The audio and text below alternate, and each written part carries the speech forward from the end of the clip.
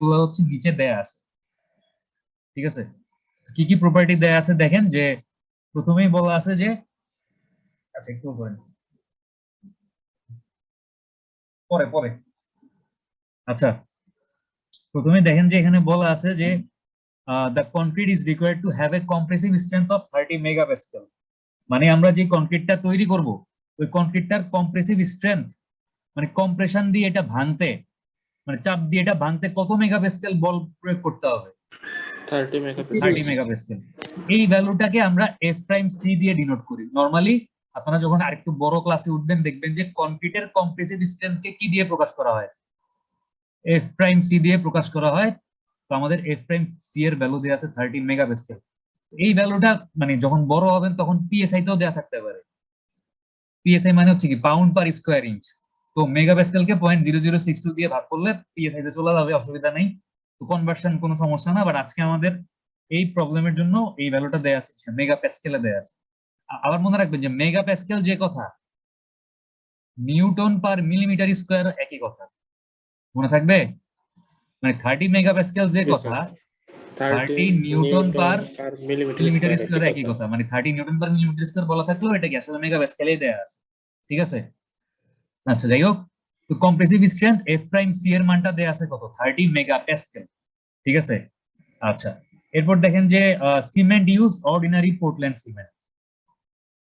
মানে আমরা যে সিমেন্টটা ব্যবহার করব এই সিমেন্টটা কি অর্ডিনারি বা ওপিসি সিমেন্ট। আপনারা সিমেন্ট পড়ছেন না? দীপ্ত স্যার পড়াইছেন না PPC OPC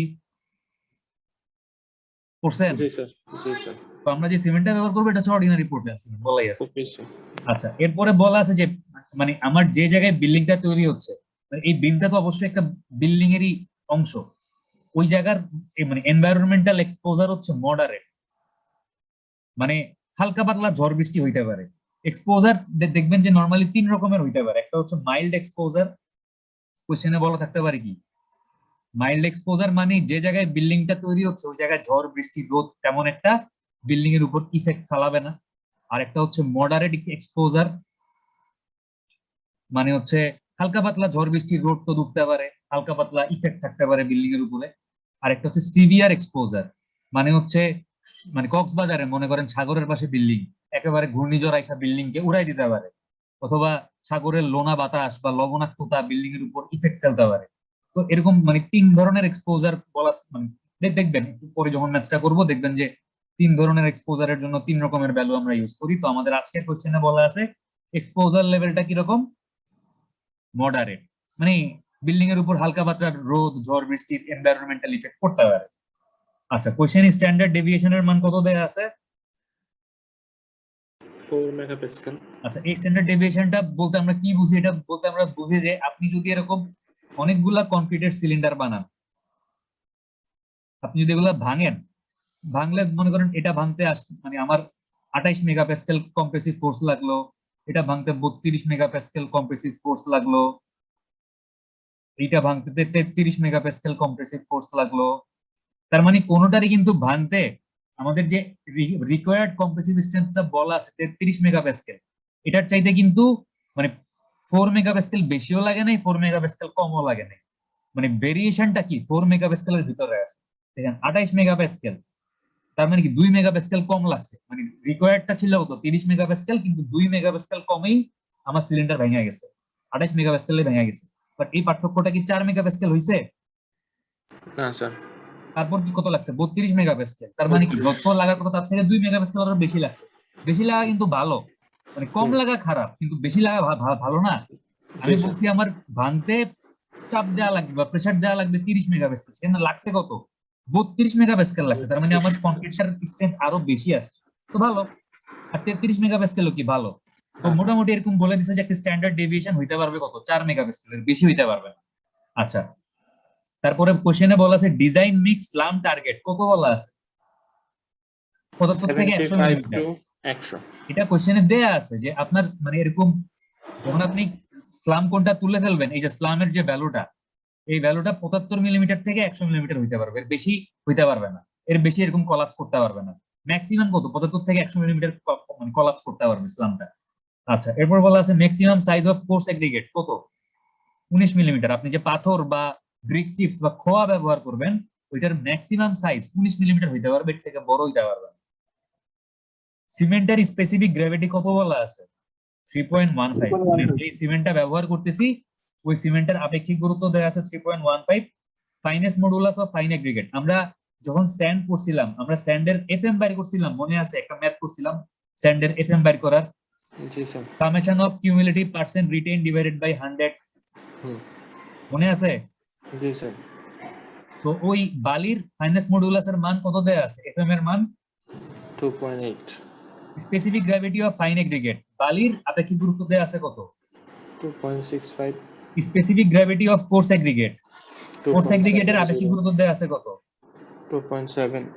dry rodded bulk density of coarse aggregate কত? 1600 কেজি। মানে হচ্ছে আপনি যদি একটা পাত্রের মধ্যে শুকনা পাথর বা শুকনা কোর্স এগ্রিগেট নিয়ে একটা রড দিয়ে টেম্পিং করেন, মানে রড দিয়ে এটার গুতাইলে কি হবে? এটার মাঝখানের ভয়েড গুলা কমে গিয়ে আরো জায়গা বাড়বে না? একটা মুড়ির টিন চিন্তা করেন, মুড়ির টিন আপনি মুড়ি ভরছেন, আপনার অতিরিক্ত মুড়ি রয়ে গেছে, আরো অতিরিক্ত মুড়ি ভরতে হবে, তখন কি করেন? মুড়ির ডাব্বাটা পাত্রটাকে একটু লাড়া দিলেই হয়। ঢাকাইলে কি হয়? ভয়েড গুলা মিনিমাইজ হয়, আরো মুড়ি ঢুকানো যায়। আরো জায়গা যায়। ড্রাই রডেড বাল্ক ডেনসিটি মানে হচ্ছে একটা পাত্রের মধ্যে যদি আপনি নরমাল অবস্থায় পাথর নেন, শুকনা পাথর, তখন যতটুকু পাথর এটার মধ্যে আটবে, আপনি যদি এটাকে রডিং করেন বা টেম্পিং করেন, রড দিয়ে এটাকে গুতান কিছুক্ষণ, তাহলে কি ভয়েড গুলা মিনিমাইজ হবে, আরো বেশি এটার মধ্যে পাথর ভরা যাবে। তো ওই অবস্থায় এরকম একটা 1 মিটার কিউব পাত্রের মধ্যে, এরকম একটা 1 মিটার কিউব ভলিউমের পাত্রের মধ্যে 1600 কেজি পাথর আপনি ভরতে পারবেন। তার মানে কি এটা ডেনসিটি দেয়া আছে 1600 কেজি পার মিটার, ঠিক আছে? বোঝা গেছে? জি স্যার। ড্রাই অবস্থায় এবং টেম্পিং করার পরে কোর্স এগ্রিগেটেড ডেনসিটি বা ঘনত্ব দেয়া আছে কত? 1600 কেজি পার মিটার কিউব। মানে 1 মিটার কিউব জায়গায় 1600 কেজি পাথর বা 1600 কেজি কোর্স এগ্রিগেট ধারণ করতে পারবে, ঠিক আছে? ওকে। তারপর বলা আছে অ্যাডজাস্টমেন্ট ফর এগ্রিগেট ময়েশ্চার, মানে আমার যে ফাইন এগ্রিগেট আর কোর্স এগ্রিগেট আছে এগুলার মানে কিছু কোর্স এগ্রিগেট কি করবে? পানি শোষণ করবে, আর ফাইন এগ্রিগেট বা বালিতে আগের থেকে পানি থাকবে, লাস্ট ক্লাসে বলছিলাম। তো water absorption of coarse aggregate কতটুকু পানি শোষণ করবে? তার নিজের ওজনের 1% বা মানে যতটুকু থাকবে তার পরিমাণের 1% হচ্ছে পানি শোষণ করে ফেলবে। আর water absorption of fine aggregate, তার মানে যতটুকু ফাইন এগ্রিগেট আমি ব্যবহার করব, আমি ধরে নিব তার মধ্যে আগের থেকে তার মানে যতটুকু পরিমাণ আমি ব্যবহার করতেছি ওই পরিমাণের 2% পানি আগের থেকে তার ভিতরে ঢুকে বসে আছে, কারণ বালি একটু ভিজা মানে ভিজা আছে আমি ধরে নিচ্ছি, ঠিক আছে? আচ্ছা, এই দুইটা জিনিস বলা আছে adjustment of for aggregate moisture. আর বলা আছে কি নন এয়ার এন্ট্রেন্ট কনক্রিট, মানে আমরা যে কনক্রিটটা তৈরি করব আমরা তার মধ্যে কোনো বাতাস ঢুকতে অ্যালাউ করব নাকি করব না? কি বলা আছে? করব না, নন করব এয়ার না। এন্ট্রেন্ট যদি আছে। বলা থাকতো এয়ার এন্ট্রেন্ট কনক্রিট তাহলে কি তাহলে আমি কিছুটা এন্টার করতে দিতাম। ঢুকতে অ্যালাউ করতাম, জি কিন্তু স্যার। আমাদের কোশ্চেনে বলে দেয়া আছে কি নন এয়ার। কিন্তু নন খেয়াল এয়ার। রাখবেন কোশ্চেনে কিন্তু মানে আরে এটা লেখা যায় না কেন? কোশ্চেনে কিন্তু এই জায়গাটাতে মানে বলা থাকতে পারে কি এয়ার এন্ট্রেন্ট এয়ার এন্ট্রেন্টও বলা থাকতে কনক্রিট। পারে, এটা খেয়াল রাখবেন, ঠিক আছে?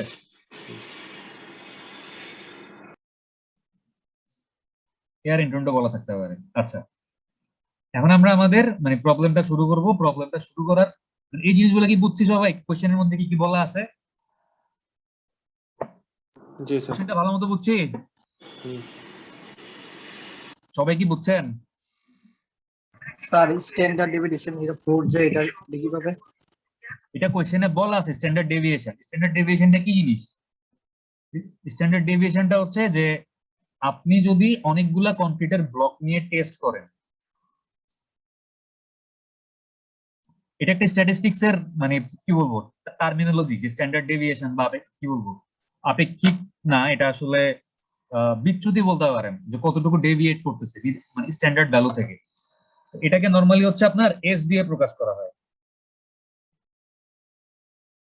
এই জিনিসটা আসলে কি? এই জিনিসটা হচ্ছে মানে আমার কনক্রিটের required compressive strength F prime C এর মান কত বলা আছে?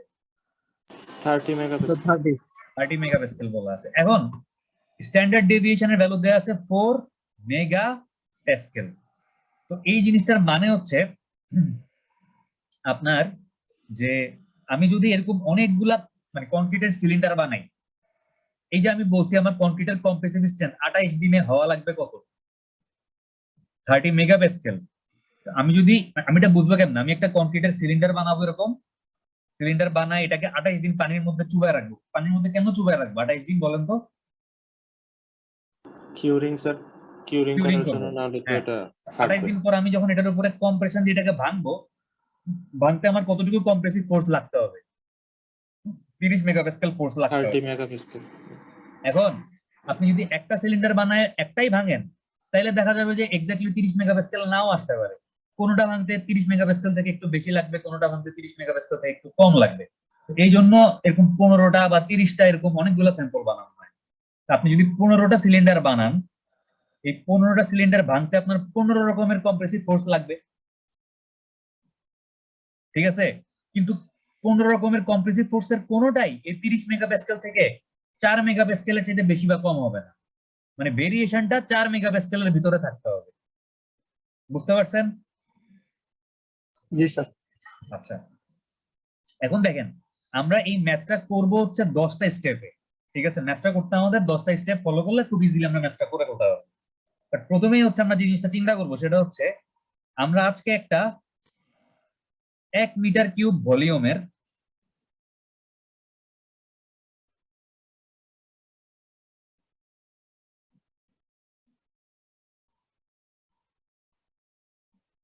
কনক্রিটের ব্লক তৈরি করব, মানে একটা ঘনক, ঠিক আছে? এটা ভালো হয়নি আসলে, কি ঠিক করে একই দাঁড়ান। আমরা একটা 1 মিটার কিউব ভলিউমের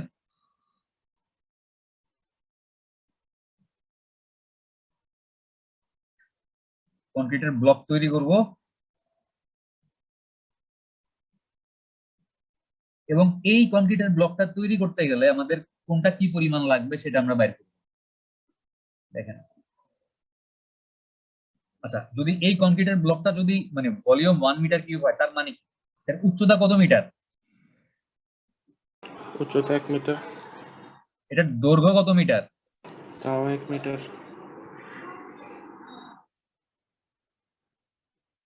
এটার প্রস্থ কত মিটার? 1 মিটার। অর্থাৎ সো এই কনক্রিটের ব্লকটার ভলিউম হচ্ছে কত মিটার কিউব? 1 metre cube. আচ্ছা, এবার চিন্তা করেন, এই যে 1 মিটার কিউব কনক্রিটের ব্লক, এই কনক্রিটের ব্লকটা বানাইতে তো আমার সিমেন্টও লাগছে, সাইন অ্যাগ্রিগেটও লাগছে, কোর্স অ্যাগ্রিগেটও লাগছে, আর কি কি লাগছে? পানি লাগছে, বাতাসও ছিল এর মধ্যে কিছুটা, ঠিক আছে? আমি বলছি যে আমি বাতাস ঢুকতে অ্যালাউ করব না, নন এয়ার এন্ট্রেন্ট কনক্রিট, কিন্তু কিছু এয়ার তো আগের থেকে এনট্র্যাপড অবস্থায় আছে বা আগের থেকে আটকানো আছে আমার বয়েড গুলোর মধ্যে। তাহলে মানে সবগুলা জিনিস তো আসলে এখানে একদম সমসত্ব মিশ্রণ হিসাবে বা হোমোজিনিয়াস মিশ্রণ হিসাবে আছে। আপনি যদি চিন্তা করেন জিনিসগুলো আলাদা আলাদা আছে, তাহলে মনে করেন যে এখানে কিছু পরিমাণ কি আছে, সিমেন্ট আছে। আমি সিমেন্টটাকে হচ্ছে সবুজ কালি দিয়ে ড্র করি, মনে করেন যে আমার এতটুকু হচ্ছে সিমেন্ট আছে। ওই যে সিলেটে 7 রঙের চা আছে না,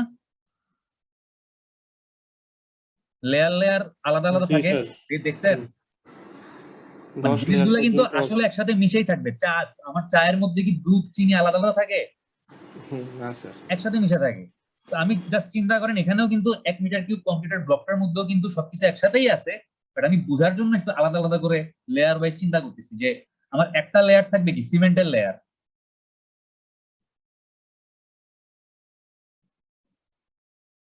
একটা লেয়ার থাকবে কিসের লেয়ার, ফাইন অ্যাগ্রিগেট বা বালির লেয়ার। আমি বালিটাকে কি কালার দিব, মনে করেন এই হলুদ কালার দিই। একটা লেয়ার থাকবে হচ্ছে বালির লেয়ার।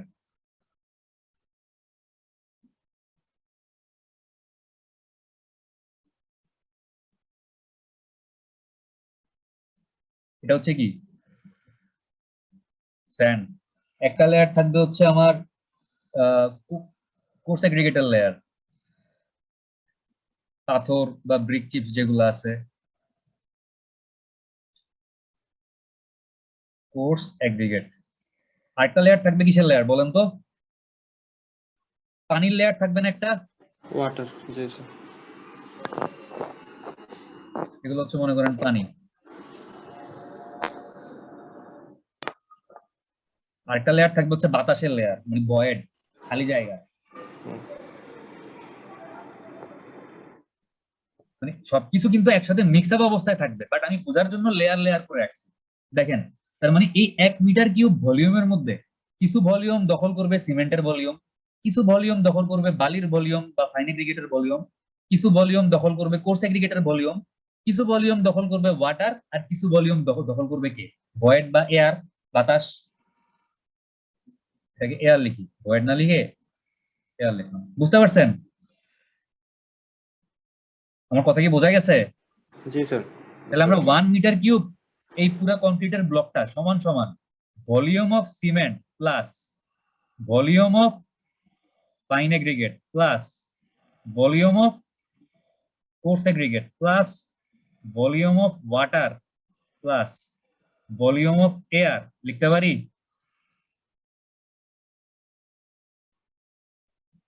দেখি লেখা যায়? জি স্যার, অবশ্যই লেখা যায়। সবাই কি বুঝতেছেন? Yes sir.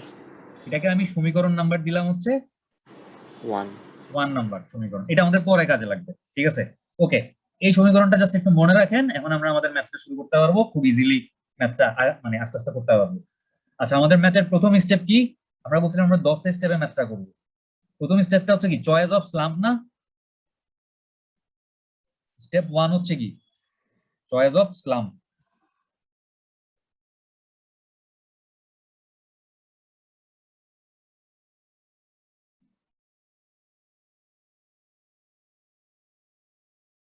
আচ্ছা, তাহলে আমাদের কোশ্চেনে স্লাম্প ভ্যালু কত দেয়া আছে? 75 to 100। আমাদের কোশ্চেনে স্লাম্প ভ্যালু বলাই আছে 75 থেকে 100 মিলিমিটার, ঠিক আছে? এই যে তাহলে আমরা এটা লিখে ফেলতে পারি যে স্লাম্প ভ্যালু হচ্ছে 75 টু 100 মিলিমিটার। আচ্ছা, এখন কোশ্চেনে যদি স্লাম্প ভ্যালুটা দেয়া না থাকতো তাহলে কি আমরা স্লাম্প ভ্যালু বের করতে পারতাম না? বা আমাদের কি স্লাম্প ভ্যালু চুজ করা লাগতো না? অবশ্যই লাগতো। কোশ্চেনে যদি স্লাম্প ভ্যালু 75 থেকে 100 মিলিমিটার বা স্লাম্প ভ্যালু সম্পর্কে কোনো কিছুই বলা না থাকতো, সেই ক্ষেত্রে আমরা একটা গাইডলাইন ফলো করতাম, এসিআই গাইডলাইন। আমরা যে মিক্স ডিজাইনটা করতেছি এটা হচ্ছে আমেরিকান কংক্রিট ইনস্টিটিউট গাইডলাইন অনুযায়ী আমরা এটা করতেছি, ঠিক আছে? তো এখানে দেখেন যে একটা একটা পিডিএফ দেখতেছেন এখন? জি sir.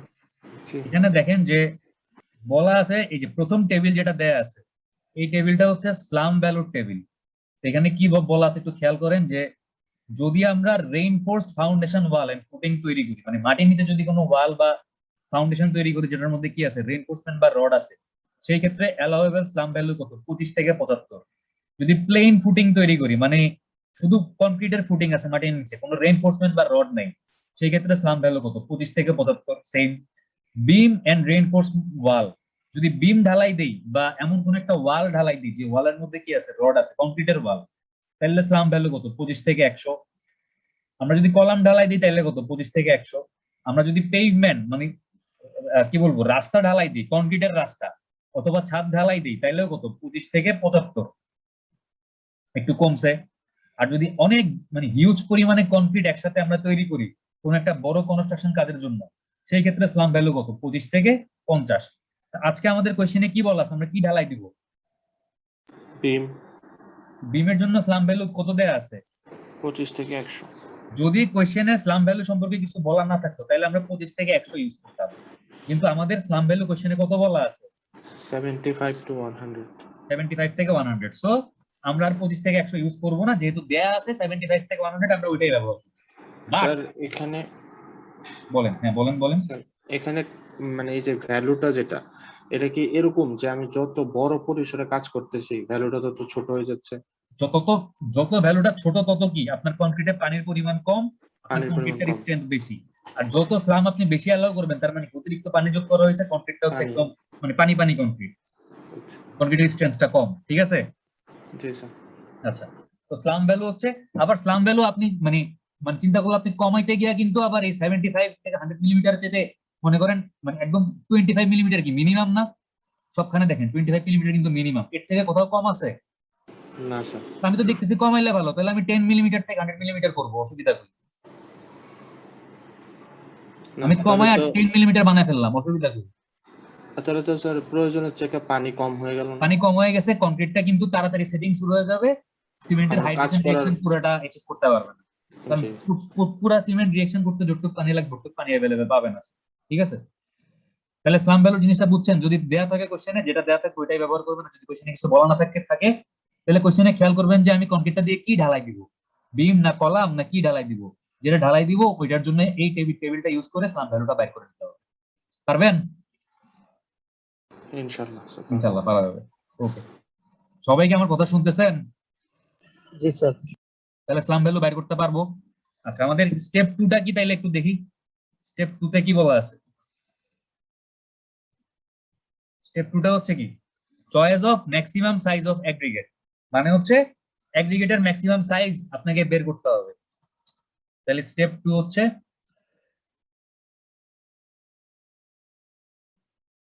Choice of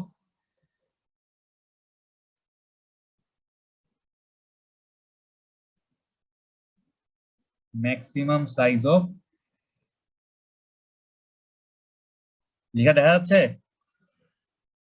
G sir. তাহলে অ্যাগ্রিগেটের ম্যাক্সিমাম সাইজ কত? এটাও কোশ্চেনে বলা আছে, কত বলা আছে ভুলে গেছেন? জি স্যার, বলে গেছে, আবার একটু প্রশ্নটাতে ব্যাক করতে হবে। Maximum size of course aggregate কত মিলিমিটার? 19। 19 মিলিমিটার। কোশ্চেনে দেয়া আছে এটা 19 মিলিমিটার। আচ্ছা, যদি অ্যাগ্রিগেটের ম্যাক্সিমাম সাইজটাও কোশ্চেনে দেয়া না থাকতো তাহলে স্লাম ভ্যালুর মতো একটা টেবিল ব্যবহার করে এই ম্যাক্সিমাম অ্যাগ্রিগেটের সাইজটাও বের করা যেত। কেমনে বের করতাম? ওই যে এসিআই এর যে আমাদের গাইডলাইন গুলো বলা আছে, এই গাইডলাইনে হচ্ছে ম্যাক্সিমাম অ্যাগ্রিগেটের সাইজ নিয়েও কিছু কথাবার্তা বলা আছে। আমরা নিচে চলে আসি তো, তাহলে বুঝতে পারবেন যে এই যে দেখেন, এই যে choice of maximum size of aggregate, এটা নিয়ে এসিআই, আচ্ছা এসিআই এর পুরো নাম কি বলেন তো? আমেরিকান কনক্রিট ইনস্টিটিউট, ঠিক আছে? তো ওরা হচ্ছে বিভিন্ন টেস্ট বা বিভিন্ন রিসার্চ করে বিভিন্ন গাইডলাইন ডেভেলপ করছে, তো ওই গাইডলাইন গুলো আমরা ফলো করি। আচ্ছা, তো এসিআই তাদের এই যে 211.1 এই এই ধারাতে বলছে যে কোর্স অ্যাগ্রিগেটের size 1/5 of the narrowest dimension between side of forms. মানে আপনি যদি একটা কলাম ঢালাই দিচ্ছেন, মনে করেন এটা হচ্ছে আমার কলামের ফর্মওয়ার্ক, বা কলাম ঢালাই দেওয়ার আগে একটা কাঠের ফর্মা লাগায় না? জি স্যার। জি স্যার। কলামের যে এই দুইটা পাশ,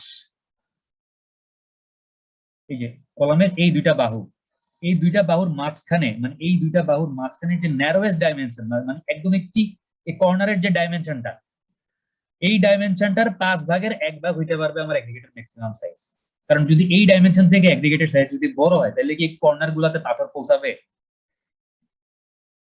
কনক্রিট ঢালাই দেওয়ার সময় এই কোনা গুলাতে তো পাথর পৌঁছাবে না, কারণ পাথরের সাইজ যদি এই কর্নারের ডাইমেনশনের 1/5 থেকে মানে 1/5 হইতে পারবে। যদি এই কর্নার ডাইমেনশনটা 25 মিলিমিটার হয় তাহলে অ্যাগ্রিগেটের ম্যাক্সিমাম সাইজ কত হইতে পারবে? 5 মিলিমিটার হইতে পারবে। এটা হচ্ছে একটা সত্য। তারপর বলা আছে 1/3 দ্য ডেপথ অফ স্ল্যাব। আপনি যদি ছাদ ঢালাই দেন, মনে করেন যে আপনি একটা ছাদ ঢালাই দিচ্ছেন, ছাদটা হচ্ছে কিরকম, ছাদটা হচ্ছে সাপোজ এরকম,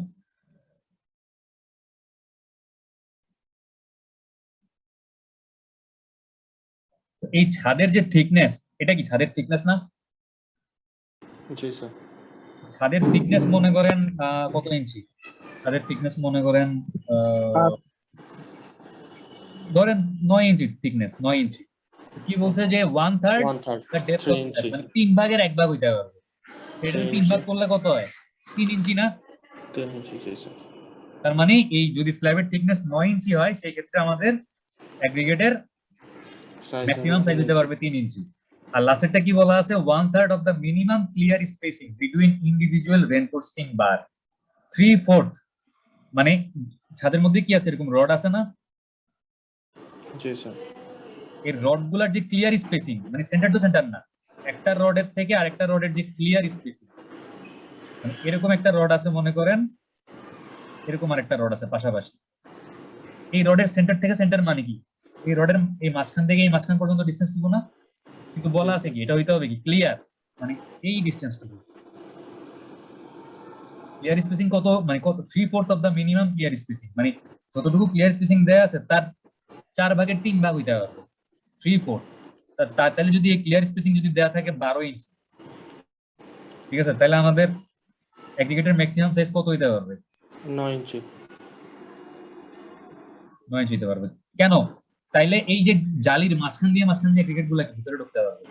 আর যদি এই মাঝখানে ফাঁকার চাইতে আমার অ্যাগ্রিগেটের সাইজ বড় হয়, তাহলে তো সব মানে সবগুলা পাথর এই জালির উপরেই আটকায় যাবে, জালির ভিতরে আর ঢুকতে পারবে? জালি ভেদ করে বা পাস করে পারবে?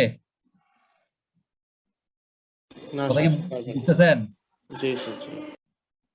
আচ্ছা, তাহলে আমাদের অ্যাগ্রিগেটের সাইজ যদি বলা না থাকতো, তাহলে কি আমরা ওই টেবিলটা ব্যবহার করে বাইর করতে পারতাম না? রেকর্ডিং স্টপ কি মানে একটু আগে হয়েছে নাকি অনেক আগে হয়েছে? না না স্যার, একটু আগে হয়েছিল। তাইলে কতগুলো রেকর্ড হয়েছে তাহলে? আচ্ছা, যাই হোক, তাহলে স্টেপ 2 তে আমাদের অ্যাগ্রিগেটের ম্যাক্সিমাম সাইজ নিয়ে কাজ করতে হবে, যেটা কোশ্চেনে বলা আছে কত মিলিমিটার? 19 মিলিমিটার। হ্যাঁ হ্যাঁ, স্টেপ 1 আর 2 কই লিখলাম? তো ভ্যানিশ হয়ে গেছে। আচ্ছা, আরেকবার লিখে ফেলি, দরকার দাঁড়ান, শেয়ারে গেলে তো থাকার কথা আছে, ভ্যানিশ হয়নি।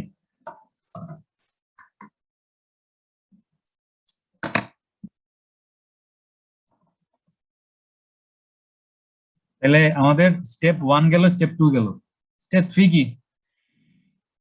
Calculation of average strength of concrete. এইখানে একটু হিসাব নিকাশের ব্যাপার স্যাপার আছে, ঠিক আছে? আচ্ছা, স্টেপ 1 আর 2 বুঝছেন? জি স্যার। স্লামের ভ্যালু বাইর করলাম, অ্যাগ্রিগেটের ম্যাক্সিমাম সাইজ বাইর করলাম, কোশ্চেন এগুলো দেওয়া ছিল, এখান থেকে জাস্ট লিখলাম। স্টেপ 3টা কি? স্টেপ 3 হচ্ছে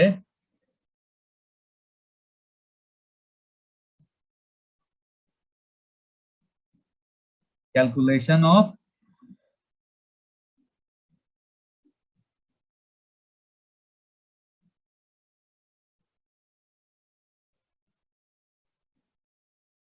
এভারেজ স্ট্রেংথ অফ কনক্রিট। আচ্ছা দেখেন, আমাদের কোশ্চেনে আমাদের রিকোয়ার্ড স্ট্রেংথ কত বলা আছে?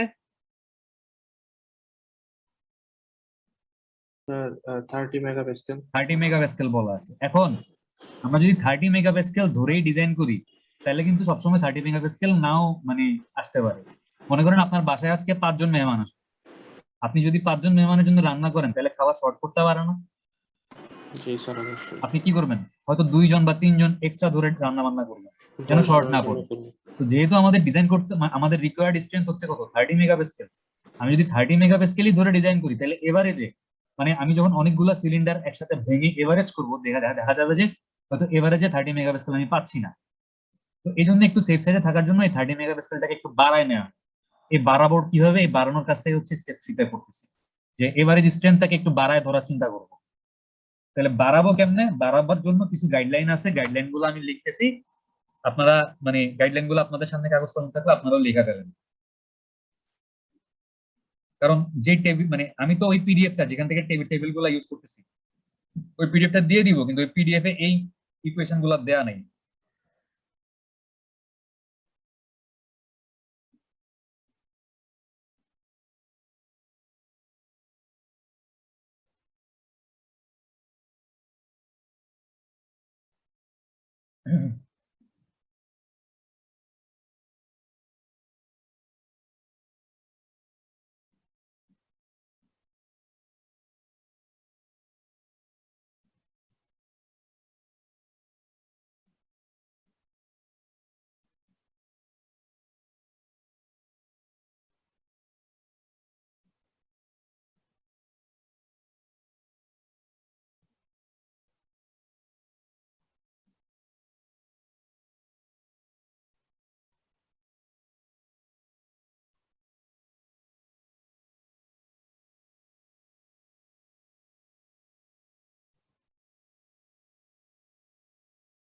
সবাই কি লিখতেছেন বা খেয়াল করতেছেন? স্যার এটা কি লিখছেন? F C R is equal F to critical, F C R, F ছোট হাতের এফসি। সি আর। বুঝছি বুঝছি।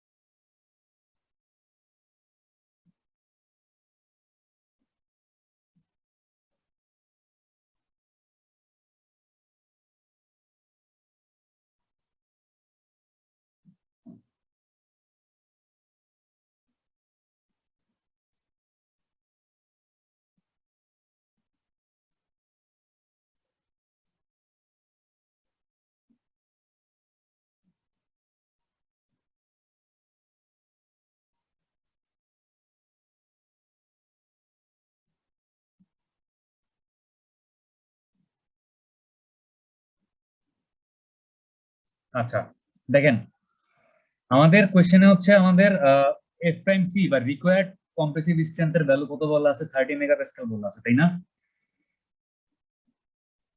তো 30 মেগাপ্যাসকেলের জন্য দেখেন তো আমরা তাহলে এই যে কোন কন্ডিশনটা ব্যবহার করবো এভারেজ স্ট্রেংথ বের করতে? আমাদের এফ প্রাইম সি কি 20.7 থেকে ছোট? 20.7 মেগাপ্যাসকেল থেকে কি ছোট? তো বড়। আমাদের রিকোয়ার্ড কম্প্রেসিভ স্ট্রেংথ 30 মেগাপ্যাসকেল যেটা কোশ্চেনে দেয়া আছে, এই 30 মেগাপ্যাসকেলটা এই তিনটা কন্ডিশনের কোনটাতে পড়তেছে? স্যার 2 নম্বরটা। 34.5 থেকে ছোট, 20.7 থেকে বড় না? জি স্যার। এটাই তো আমাদের 30 মেগাপ্যাসকেল, তার মানে এই সেকেন্ড কন্ডিশনে পড়তেছে। এক নম্বরেও পড়তেছে না, 3 নম্বরেও পড়তেছে না। 3 নম্বর। তাহলে আমরা এখান থেকে এই সূত্রটা ব্যবহার করব, কোনটা? 2 নম্বরটা, f cr is equal to কত? f prime c plus 8.3 8.3, তাহলে f prime c এর মান কত? 30 না? 30 প্লাস 8.3 is equal to কত আসলো? 38.3 মেগাপ্যাসকেল।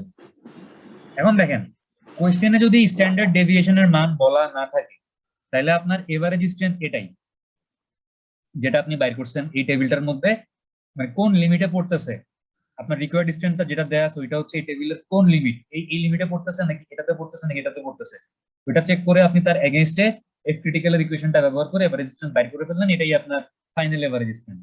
বাট কোশ্চেনে যদি স্ট্যান্ডার্ড ডেভিয়েশন দেয়া থাকে,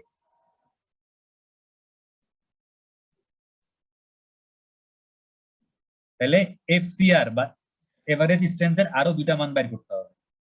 এটা হচ্ছে 1 নাম্বার মান, তাহলে 2 নাম্বার মান কি হবে? এই যে আমি যদি এই সূত্রটা ব্যবহার করি, FCR is equal to কি? F prime C, F prime C এর মান কত?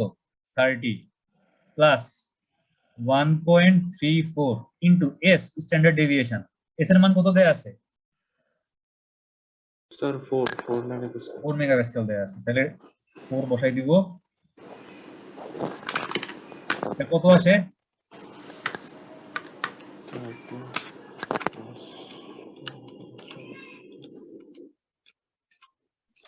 কত আসলো? এখানে আসতেছে স্যার 35.36 35.36 মেগাপ্যাসকেল। আচ্ছা, আরেকটা ভ্যালু বের করতে হবে সেকেন্ড সূত্রটা দিয়ে। তাহলে FCR এর সেকেন্ড সূত্র সমান সমান কত? F prime C এর মান কত? 30 plus 30 plus 2.33 2.33 into into 4 4 minus 3.5 3.5, এটা কত আসলো? 30 প্লাস 2.33 ইনটু 4 স্যার এটা হচ্ছে 35.82 35.82 মেগাপ্যাসকেল। এই তিনটার মধ্যে সবচেয়ে বড় কোনটা আসছে? স্যার 38.3 প্রথমটা। তাহলে আমাদের সবচেয়ে বড়টা নিতে হবে। আবার খেয়াল করেন, যদি স্ট্যান্ডার্ড ডেভিয়েশন বড় না থাকতো তাহলে জাস্ট এটা বের করেই কাজ শেষ।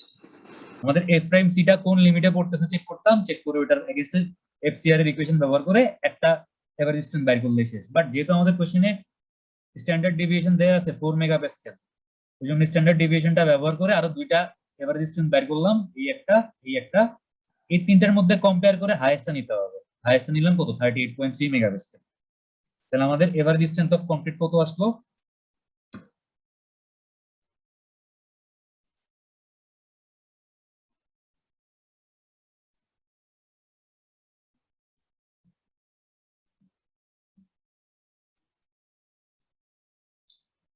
কত আসছে? 38.3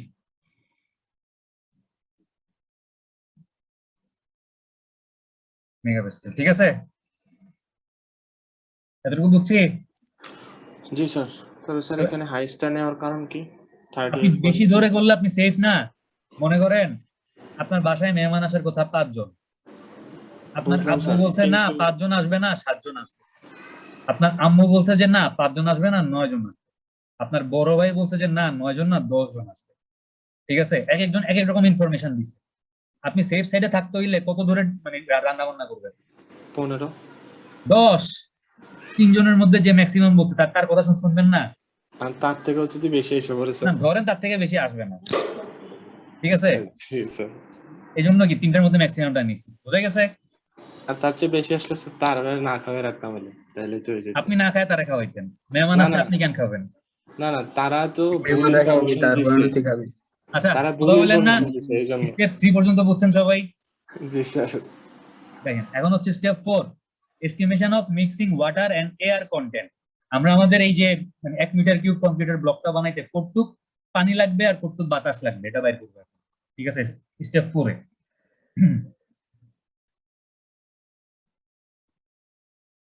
আচ্ছা, এখানে স্টেপ 4টা লিখি যে স্টেপ 4 হচ্ছে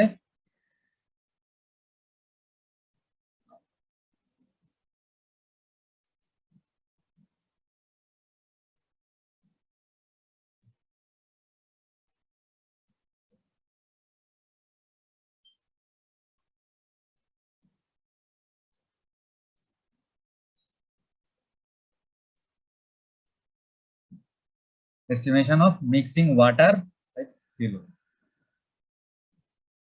and air content। এটা একটা টেবিল থেকে আমরা পাবো, মানে কি পরিমাণ পানি যোগ করতে হবে আর কি পরিমাণ বাতাস থাকবে। এনট্র্যাপড এয়ার, ঠিক আছে, কি পরিমাণ এনট্র্যাপড এয়ার থাকবে, আগের থেকে বাতাসগুলা আটকানো থাকবে ভিতরে, বাতাস কিন্তু আমরা ঢুকতে দিচ্ছি না। কেন? কারণ আমাদের বলা আছে কি কংক্রিটটা কি নন এয়ার এন্ট্রেন্ড কংক্রিট। আমি এখন মিক্সিং ওয়াটার আর এই এনট্র্যাপড এয়ারের পরিমাণটা বের করব। তো আমাদের এখন একটা টেবিল লাগবে, টেবিল 10.9 প্রবাবল পিডিএফটাতে আমি যাই। পিডিএফটা আবার দেখা যাচ্ছে? জি স্যার দেখতেছি। এই যে দেখেন টেবিল 10.9। আচ্ছা, আমরা কি এখন এই টেবিলটার এই উপরের অংশটুকু ব্যবহার করব নাকি নিচের অংশটুকু ব্যবহার করব বলেন তো?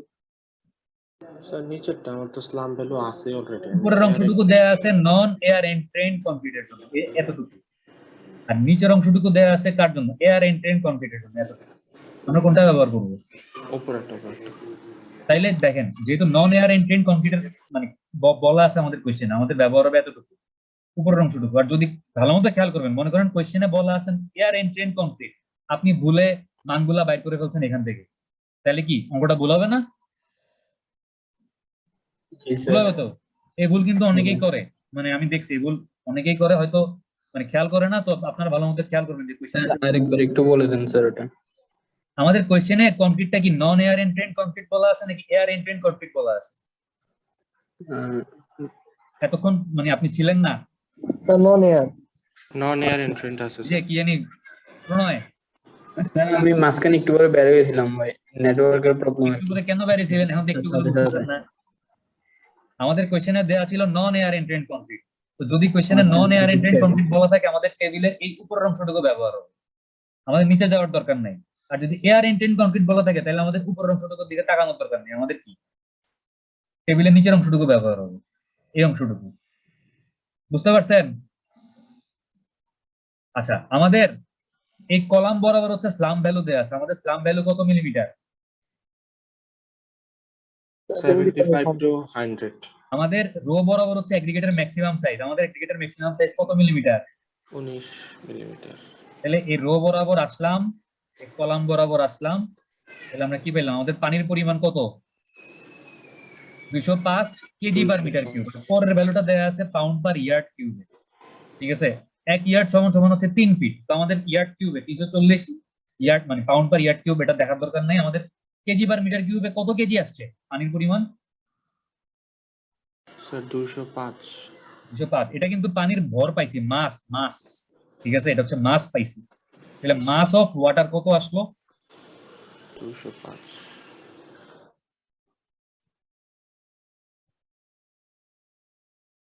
মাস মানে টেবিল, কত নাম্বার টেবিল ব্যবহার করছি টেবিলটা একটু লেখা দিই নাহলে মনে থাকবে না আপনাদের।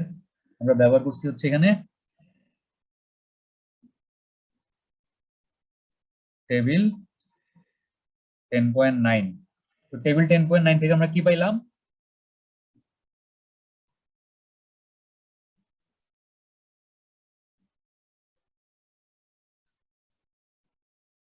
দুশো 5 কেজি পার মিটার কিউব, এটা হচ্ছে পানির ভর আসলো। আচ্ছা, এবার দেখেন যে এয়ার কন্টেন্ট কতটুকু বাতাস আগের থেকে আছে, এনট্র্যাপড এয়ার কন্টেন্ট।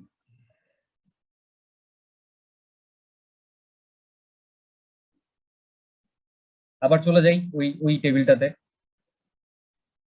দেখেন তো টিপিক্যাল এনট্র্যাপ এয়ার কন্টেন্ট তাহলে কত হবে? এই যে টিপিক্যাল এনট্র্যাপ এয়ার, এটা পার্সেন্টেজে দেওয়া আছে কত পার্সেন্ট? এই 19 মিলিমিটারের জন্য কত পার্সেন্ট? 2%। 2% বলা আছে। আচ্ছা যদি মনে করেন আজকের ম্যাথটাতে সব সেম, খালি নন এয়ার এন্ট্রেন্ড এর জায়গায় বলা আছে কি এয়ার এন্ট্রেন্ড বলা আছে, তাইলে আমার এই 19 মিলিমিটার আর এই 75 থেকে 100 মিলিমিটার স্লামের জন্য পানির পরিমাণ কত আসতো বলেন তো? স্যার পানির পরিমাণ আসতো 184। হ্যাঁ, তখন কিন্তু আমরা মানটা বাইর করতাম এটার জন্য, এটা হচ্ছে এয়ার এন্ট্রেন্ড এর জন্য দেওয়া আছে, তখন আসতো 184।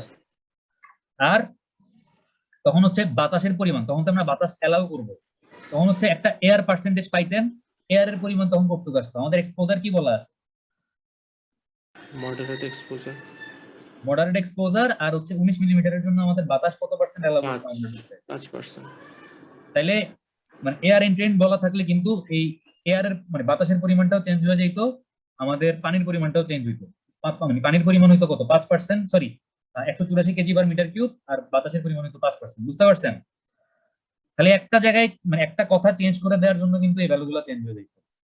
তো মনে রাখেন জিনিসটা, মানে যদি কোশ্চেনে বলা থাকে এয়ার এন্ট্রেন্ড তাহলে নিচের অংশটুকু থেকে মানগুলো বের করবেন, আর যদি নন এয়ার এন্ট্রেন্ড বলা থাকে তাহলে উপর অংশটুকু থেকে মান বের করবেন। তাহলে আমাদের এন্ট্রেন্ড এয়ার এন্ট্রেন্ড কত পার্সেন্ট আজকের জন্য? 2% না? ঠিক আছে। 2%, স্যার। জি স্যার। আচ্ছা এবার হচ্ছে আমরা স্টেপ 5 এ চলে যাবো। আমাদের স্টেপ 5টা কি বলা আছে?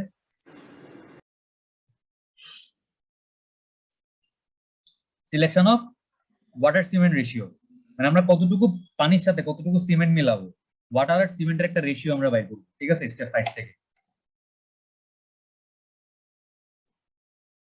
স্টেপ 4 গেল,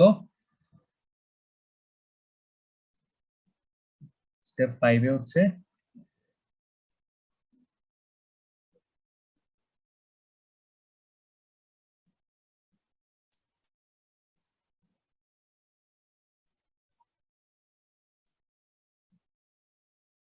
selection of water cement ratio. এই ওয়াটার সিমেন্ট রেশিও বের করার জন্য একটা টেবিল আমরা ব্যবহার করব। টেবিলটা হচ্ছে কত নম্বর টেবিল? 10.5 না জানি 10.3 ভুলে গেছি, একটু দাঁড়ান। 10.3, হ্যাঁ। আমরা হচ্ছে ওয়াটার সিমেন্ট রেশিও বের করবো কোত্থেকে? টেবিল 10.3 থেকে বের করবো, যে water cement ratio and compressive strength relationship, মানে আপনার যে কংক্রিটটার কম্প্রেসিভ স্ট্রেংথ লাগবে ওইটার জন্য ওয়াটার আর সিমেন্টের রেশিও কত হইতে হবে, এই টেবিলটা থেকে আমরা পাবো।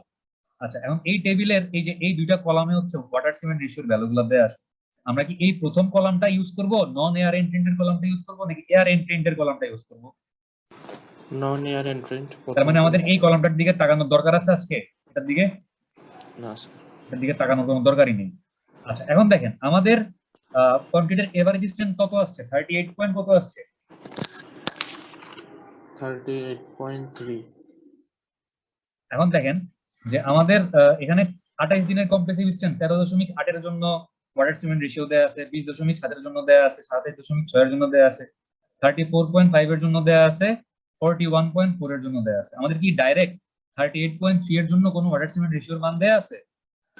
না স্যার। তাহলে আমরা কি করব? 41.4। কি করব বলেন? স্যার এই তো 41.4 এরটা নিব, যেহেতু এটা সবচেয়ে কাছাকাছি আছে। তাইলে তো এটা বেশি, মানে ওয়াটার সিমেন্ট রেশিও তো তাহলে কম ধরতেছি। স্যার এভারেজ হবে না, তো দুইটা যোগ করে হবে না, ইন্টারপোলেশন করতে হবে। কি করতে হবে?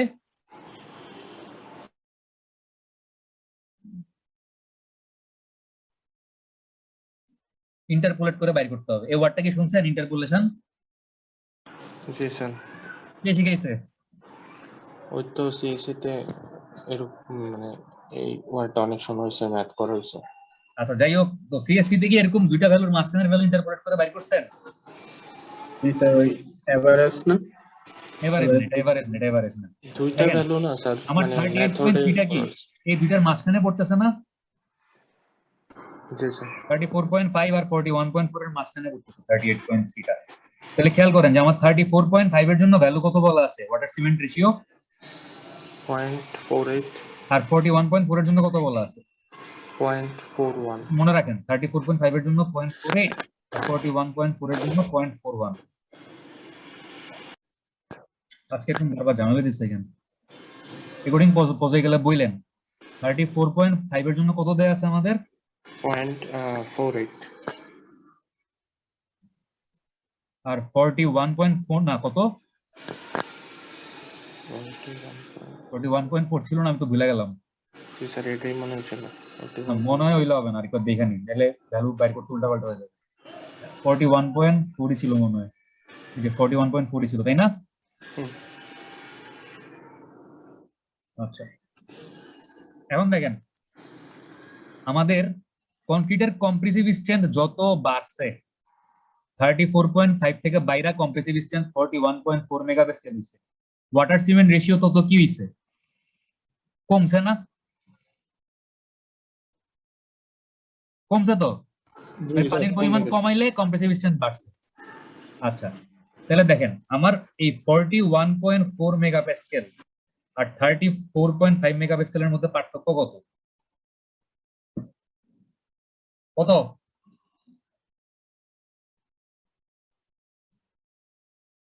আপনার কি টায়ার্ড হয়ে গেছেন স্টেপ 5 পর্যন্ত আসতে আসতেই? না স্যার 6.9 স্যার। তাহলে 6.9 মেগাপাস্কেল, তার মানে কম্প্রেসিভ স্ট্রেংথ 34.5 মেগাপাস্কেল থেকে 6.9 মেগাপাস্কেল বাড়ায় 41.4 মেগাপাস্কেল বানাইতে ওয়াটার সিমেন্ট রেশিও 0.48 থেকে কতটুকু কমানো লাগছে? কতটুকু কমানো লাগছে?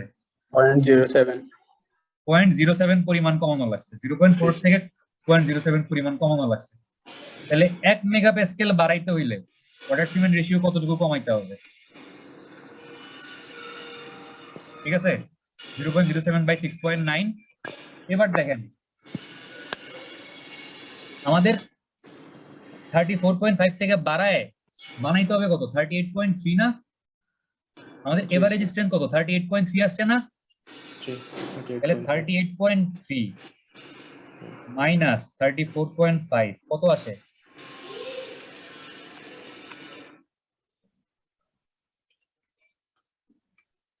স্যার আসতেছে 3.8। তাইলে 34.5 থেকে 3.8 মেগাপাস্কেল বাড়ায় 38.3 মেগাপাস্কেল বানাইতে হইলে আমাদের ওয়াটার সিমেন্ট রেশিও কতটুকু কমাইতে হবে?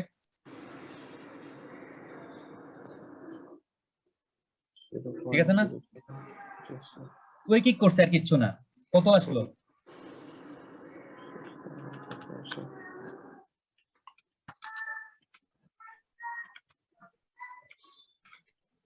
হিসাবগুলা একজন না করে অনেক, বাকিরাও ট্রাই করেন। কত এখানে আসতেছে 0.03855। 815? না স্যার 855। তাহলে 86 ধরি, ওকে 0.0386 ধরলাম। এই পরিমাণ কমাইতে হবে, এই পরিমাণ কার থেকে কমাইতে হবে? 0.48 থেকে কমাইতে হবে না? এই যে 0.48 টা তো ছিল 34.5 এর জন্য, 0.48 থেকে যদি আমি 0.0386 কমাইতে পারি, দেখেন 0.48 থেকে আমি 0.07 কমাইলে পাচ্ছিলাম কত? 41.4 মেগাপাস্কেলের জন্য। তাহলে যদি আমি 0.48 থেকে 0.0386 কমাইতে পারি, তাহলে আমি 38.3 মেগাপাস্কেলের জন্য পাবো না। কথা কি বোঝা গেছে? কথা কি বুঝতেছেন না?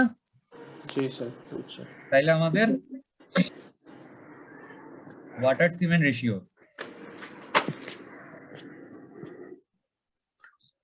0.48 মাইনাস কত? 0.0386 কত আসলো ওয়াটার সিমেন্ট রেশিও? স্যার 0.4414। এই ইন্টারপোলেশনটা কি বুঝছেন? জি স্যার না বুঝলে এই জায়গাটুকু আরেকবার দেখেন। আর এটা এরকম হ্যান্ড ক্যালকুলেশন করা যায়, আবার ক্যালকুলেটরে ডাইরেক্ট বের করে ফেলা যায়। আপনারা যেহেতু এখনো ছোট আছেন, এই সেমিস্টারে হ্যান্ড ক্যালকুলেশনটা দিয়েই কইরেন। যত বড় হবেন ইন্টারপোলেশন কিন্তু সবসময় লাগবে, তখন হচ্ছে মানে ক্যালকুলেটর ইউজ করা মানে করে ডাইরেক্ট মান বের করেন। যেহেতু প্রথমবারের মতো ইন্টারপোলেশন শিখতেছেন, এইবার একটু কষ্ট করে মানে হাতে বের করাটাই মানে পরীক্ষার সময় ইউজ করেন, ঠিক আছে? তবে এটা ক্যালকুলেটরও আরো ইজিলি বের করে ফেলা যায়, এত ভেজাল করতে হয় না। আচ্ছা, ওয়াটার সিমেন্ট রেশিও কত আসছে? এখন শিখে দিবেন বুঝি নাই কেমনে বের করে, ক্যালকুলেটরে কেমনে বের কেমনে করতে বের করে এটা একটু শিখে দিবেন। আমি এখন দেখাবো না, জি স্যার। শর্টকাটটা পরে শিখেন, এই সেমিস্টারে মানে ম্যানুয়াল ক্যালকুলেশন করে বের করবেন, ঠিক আছে? আচ্ছা স্যার। আগে আগে শর্টকাট শেখার দরকার নাই। ইউটিউবে যদি সার্চ দেন যে how to interpolate by using Casio 991ms, তাইলেই পাওয়া যাবেন। কিন্তু পরীক্ষার সময় যদি এটা না দেখান তাহলে কিন্তু নাম্বার কাটবে। পরীক্ষার সময় যদি বলেন যে স্যার ক্যালকুলেটর ইউজ করে পাইছি, আপনারা ক্যালকুলেটর ইউজ করবেন না, আপনারা এখানে থেকে জিজ্ঞেস করে বসাই দিবেন। তো এটা কি করতে হবে, এটা বাইর করে দেখাইতে হবে। আচ্ছা, স্টেপ 5 গেল, স্টেপ 6 কি? সিমেন্টের পরিমাণ বের করব, ঠিক আছে? আপনারা কি অধৈর্য হচ্ছেন, মানে বিরক্ত হচ্ছেন আপনারা? না না স্যার। স্যার। অঙ্কটা কিন্তু সহজ, খালি একটু স্টেপ বাই স্টেপ বড় আর কি, জি স্যার, এটাই। এটাই। আশা বল বুঝতে পারছে, আর কেউ না বুঝলে। স্টেপ 6 কি? সিমেন্টের পরিমাণ। Calculation of. Cement content. আপনাদের কি সন্ধ্যাবেলা আতিক স্যারের পরীক্ষা আছে? নাই মনে হয়, তুমি সবাই চুপ করে আছেন। আচ্ছা, সিমেন্টের পরিমাণ বের করতে হবে। শিফট করা হয়েছে স্যার পরীক্ষাটা। পরীক্ষাটা চেঞ্জ করছেন? জি স্যার, কালকে। আচ্ছা, আমাদের দেখেন তাহলে এখন সিমেন্টের পরিমাণ যদি আমরা বের করতে যাই, আমাদের ওয়াটার আর সিমেন্টের রেশিও কত আসছে? 0.441। এখান থেকে যদি একটু জাস্ট বজ্র গুণন করে দিই, তাহলে সিমেন্ট সমান সমান আমরা কি লিখতে পারি? ওয়াটার ডিভাইডেড বাই 0.441 লিখতে পারি। জি ওয়াটারের স্যার। পরিমাণ কত আসছিল? 205 কেজি পার মিটার কিউব আসছিল না? আপনারা বুঝতেছেন না অঙ্কটা? জি স্যার, 205। তাহলে 205 কে যদি আমরা 0.441 দিয়ে ভাগ করে দিই, তাহলেই তো সিমেন্টের মাস পেয়ে যাব। তাহলে কত আসে সিমেন্ট? 464.85 464.85। 0.85, এটাকে 465 ধরি, ঠিক আছে? 465 কেজি পার মিটার কিউব, এটা পাইলাম হচ্ছে মাস অফ সিমেন্ট। কত? 465 কেজি পার মিটার কিউব। এই আমাদের সিমেন্টের মাস আসছে এত। তাহলে সিমেন্টের মাসও বের হয়ে গেছে। এবার আমরা বের করবো হচ্ছে আমাদের স্টেপ 7 এ যাবো। আর 3টাই মাত্র স্টেপ আছে, ঠিক আছে? আর বেশিক্ষণ লাগবে না, একটু ধৈর্য রাখেন, 1.5 ঘন্টার মধ্যে ইনশাআল্লাহ শেষ করতে পারবো। স্টেপ 7 এ কি বলছে? Estimation of coarse aggregate content, মানে কতটুকু কোর্স এগ্রিগেট লাগবে ওই পরিমাণটা আমরা বের করবো, ঠিক আছে? স্টেপ 7 হচ্ছে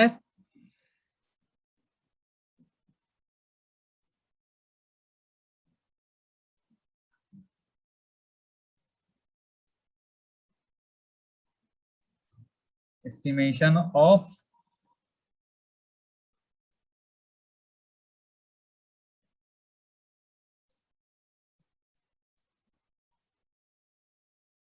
কোর্স এগ্রিগেট কন্টেন্ট। এটাও একটা টেবিল ব্যবহার করে আমরা বের করব। আমাদের এই যে ওয়াটার সিমেন্ট রেশিওটার জন্য আমরা টেবিল কত ইউজ করছিলাম? 10.3 ইউজ করছিলাম মনে হয়। টেবিল 10.3 ইউজ করছিলাম, আর টেবিল 10.99 ইউজ করছিলাম কার জন্য? কি হলো আবার? 4 এর জন্য। টেবিল 10.9 ইউজ করছিলাম হচ্ছে মিক্সিং ওয়াটার আর এয়ার কন্টেন্টের জন্য, ঠিক আছে? দুইটা টেবিল ব্যবহার করছি আমরা এখন পর্যন্ত। আর টেবিল 10.3 ব্যবহার করছি ওয়াটার সিমেন্ট রেশিও বের করার জন্য। তো কোর্স এগ্রিগেট বের করার জন্য আমরা আরেকটা টেবিল ইউজ করব, সম্ভবত টেবিল 10.5 ইউজ করব আমরা এখন, ঠিক আছে? একটু দেখি যে কোর্স এগ্রিগেটের পরিমাণটা কি আমরা টেবিল 10.5 থেকে বের করতে পারবো।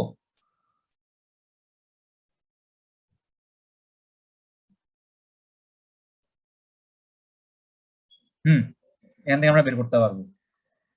দেখেন টেবিল 10.5 এ কি দেয়া আছে? ভলিউম অফ কোর্স এগ্রিগেট, মানে এখান থেকে আপনি যেটা পাবেন এটা কিন্তু কোর্স এগ্রিগেটের ভলিউম পাবেন। আচ্ছা, আমাকে একটা কথা বলেন, আমরা যে এতক্ষণ সিমেন্ট বাইর করছি, তারপরে আর কি বাইর করলাম? ওয়াটার বাইর করলাম। এই সিমেন্ট আর ওয়াটার কি আমরা মানে ভলিউম বাইর করছি না মাস বাইর করছি সিমেন্ট আর ওয়াটারের? মাস বের করছি। তাহলে আমরা এই টেবিল থেকে কোর্স এগ্রিগেটটার ভলিউম পাবো। এই ভলিউমটাকে কিসে নিয়ে যাওয়া লাগবে? মাসে নিতে হবে। মাসে নিতে হবে, ভরে নিতে হবে, ভরে কনভার্ট করতে হবে। তাহলে কোর্স এগ্রিগেটের ভলিউম আমরা এই টেবিল থেকে কত পাবো? আমাদের এই কলাম বরাবর হচ্ছে এগ্রিগেটের সাইজ, ম্যাক্সিমাম সাইজ কত, 19 মিলিমিটার। আর এই বরাবর হচ্ছে ফাইন এগ্রিগেটের ফাইনেস্ট মডুলাস বা এফএম।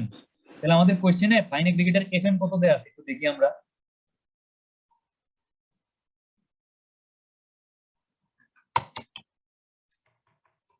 না কেন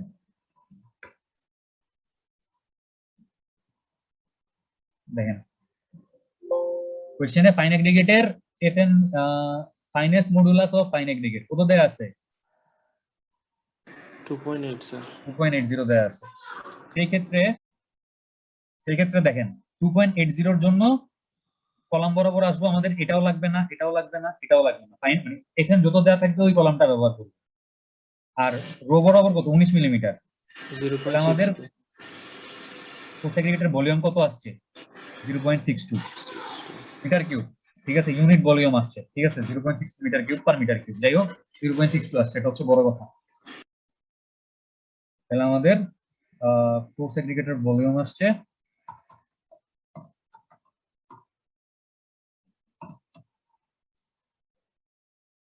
ভলিউম, আমরা এখানে টেবিল কোনটা ইউজ করলাম, স্যার টেবিল 10.5। 10.5 ইউজ করছি।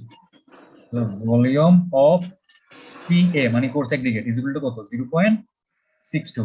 তাহলে এখান থেকে মাস বের করতে হবে, মাস অফ, বলেন তো মানে mass is equal to volume into কি করলে মাস পাই, M is equal to V into কত বলেন, sir M is equal to কি ভি রো না, জি স্যার। ইন্টারে বা মেট্রিকে তো মানে এসএসসি তে পড়া মানে দেখছি যে আমরা ভলিউমকে যদি কোন একটা বস্তুর ভলিউমকে যদি তার ঘনত্ব দিয়ে গুণ করি তাহলে কি তার ভর বা মাস পাবো আমরা। তাহলে আমাদের ভলিউম কত, 0.62। আর এই রোটা কি, এই রোটা হচ্ছে আমাদের কোশ্চেনে একটা dry rodded bulk density density. 1600 kg per metre cube দেয়া আছে না, জি স্যার। এই যে দেখেন dry rodded bulk density of coarse aggregate 1600 kg per metre cube দেয়া আছে। তাহলে এটা আমরা বসাই দিব ডেনসিটির জায়গায়, কোর্স এগ্রিগেটের ডেনসিটির জায়গায়, ইনটু 1600। তাহলে কত আসলো মাস 992। 0.62 ইনটু 1600, তাহলে মাস পাইলাম 992 কেজি পার মিটার কিউব। আচ্ছা তাহলে আমাদের 7 নম্বর স্টেপ শেষ, কোর্স এগ্রিগেটের মাস বের হয়ে গেছে। এবার স্টেপ কত 8, estimation of fine aggregate content. এই স্টেপটা একটু ভেজাল, ঠিক আছে। আচ্ছা স্টেপ 8 হচ্ছে আমাদেরকে ফাইন এগ্রিগেটের পরিমাণটা বের করতে হবে। এতটুকু যে মানে বুঝাইলাম এতটুকু বুঝছেন, স্টেপ 7 পর্যন্ত বুঝছেন, বুঝছেন? জি স্যার বুঝতে পারছি। তাহলে স্টেপ 8 আমরা কি করব, ফাইন এগ্রিগেট এস্টিমেট করব।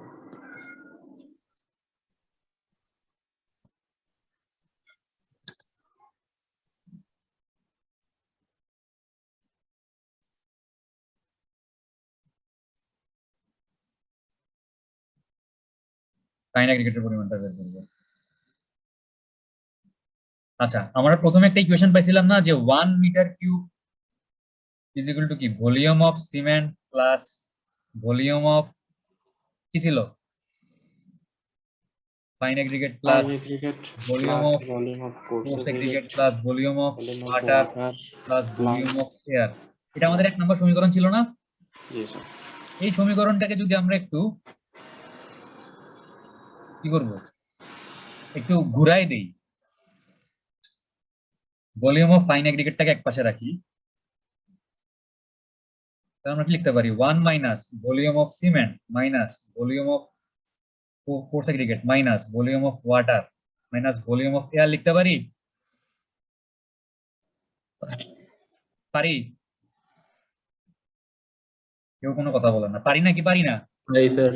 জি স্যার অবশ্যই। আমারে বলেন আমাদের কাছে কি কোর্স এগ্রিগেটের ভলিউম আছে নাকি মাস আছে 992 কেজি পার মিটার কিউব? হচ্ছে কোর্স এগ্রিগেটের মাস তার মানে আমাদের কাছে আছে mass of force aggregate MC 992 kg per metre cube. আমাদের কাছে কি সরি এটা কি volume of force aggregate, sorry এটা ফোর্স এগ্রিগেটের ভলিউম হচ্ছে 992। এটা আছে। ভলিউম অফ সিমেন্ট কত আমরা জানি? আমরা সিমেন্টের ভলিউম জানি, না সিমেন্টের মাস জানি জি স্যার, কত? এটা হচ্ছে 465 কেজি পার মিটার কিউব। আমরা কি কতটুকু পানি লাগবে তার ভলিউম জানি? ভলিউম না, আমরা কতটুকু পানি লাগবে তার কি জানি? মাস জানি কত? স্যার পানি লাগবে হচ্ছে 205 কেজি আচ্ছা, পার আর মিটার কিউব। এটা এয়ার এর ভলিউম জানি যে দুই মানে টোটাল ভলিউমের 2% এয়ার থাকবে, এটা নিয়ে আমাদের কোনো সমস্যা নেই, 2% এয়ার। এখন তাইলে এই যে কোর্স এগ্রিগেটের মাস, সিমেন্টের মাস, ওয়াটারের মাস, এই সবগুলোকে কিসে কনভার্ট করতে হবে? সবগুলোকে কিসে নিব? ভলিউমে নিতে হবে স্যার। ভলিউমে নিব। তাহলে আমি একটা দেখাই, বাকিগুলো তো বুঝবেই। এই যে সিমেন্টের ভলিউম, সিমেন্টের কি দেয়া আছে? মাস জানি। সিমেন্টের মাস থেকে সিমেন্টের ভলিউম কেমনে বের করব? আমরা জানি যে মাসের সাথে ভলিউমের সম্পর্ক কি? এম সমান সমান কি? 0 না? ঠিক আছে তো? জি স্যার ঠিক আছে। তাহলে সিমেন্টের মাস সমান সমান সিমেন্টের ভলিউম ইনটু কি? সিমেন্টের ঘনত্ব।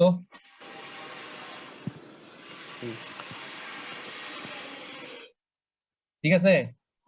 জি স্যার ঠিক আছে। তাহলে এখান থেকে সিমেন্টের ভলিউম সমান সমান কি? সিমেন্টের মাস ডিভাইডেড বাই সিমেন্টের ঘনত্ব। Yes sir.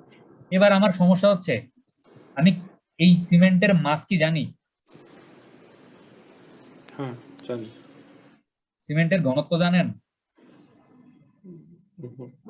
জানি স্যার। জানেন? না স্যার। না। আপেক্ষিক গুরুত্ব সংজ্ঞা কি? স্পেসিফিক গ্র্যাভিটি, এটাকে হচ্ছে জি দিয়ে প্রকাশ করা হয় অনেক সময়, জি। আমি সংক্ষেপে লিখছি, স্পেসিফিকের এসপি আর গ্র্যাভিটির জি আর। বস্তুর ওজন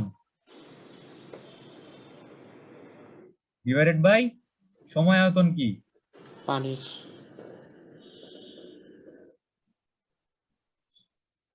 এটাতে শুধু বস্তুর ওজন দিয়ে বের করা যায় তা না, আপেক্ষিক গুরুত্বকে আপনি চাইলে বস্তুর ঘনত্ব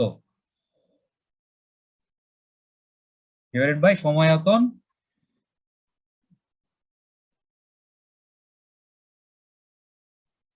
পানির ঘনত্ব করে বের করতে পারেন না?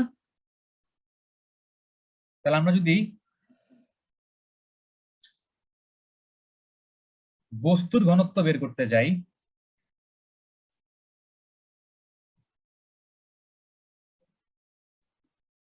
তাহলে ওই বস্তুর আপেক্ষিক গুরুত্বকে এই সময় আয়তন পানির ঘনত্ব দিয়ে গুণ করলে কি ওই বস্তুর ঘনত্ব বের হয়ে যাবে না?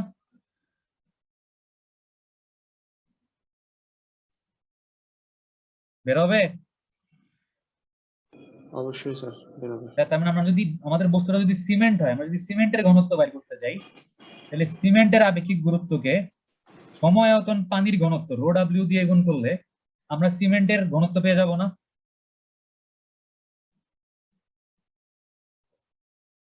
পাবো?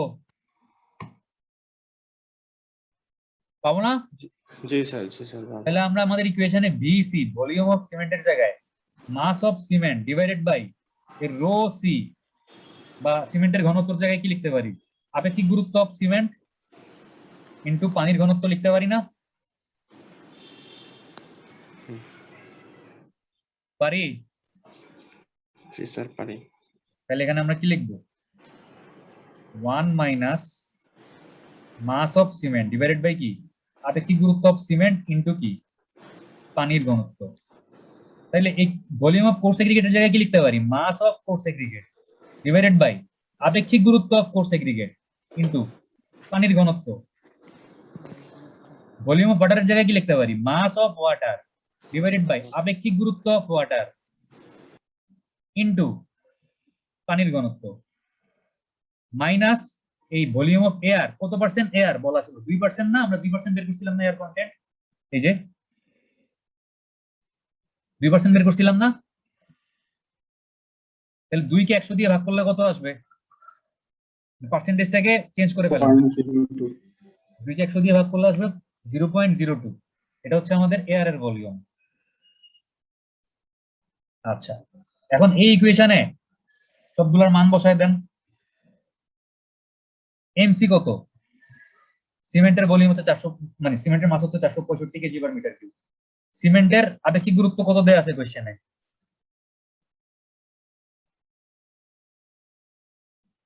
স্পেসিফিক গ্র্যাভিটি অফ সিমেন্ট কত দেয়া আছে? 3.15 দেয়া আছে।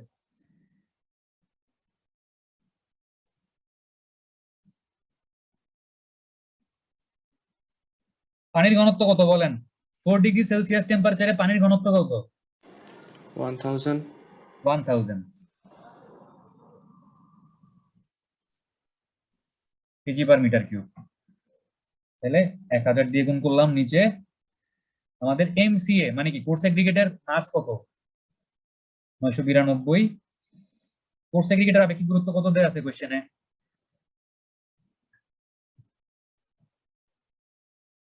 Specific gravity of coarse aggregate কত? 2.70 দেয়া আছে। 2.7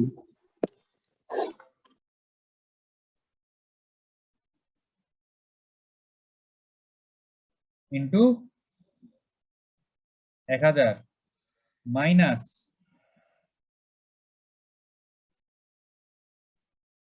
পানির মাস কত? 205 KG per metre cube divided by পানির আপেক্ষিক গুরুত্ব কত? এটা তো কোশ্চেনে দেয়া নেই। পানির আপেক্ষিক গুরুত্ব কত?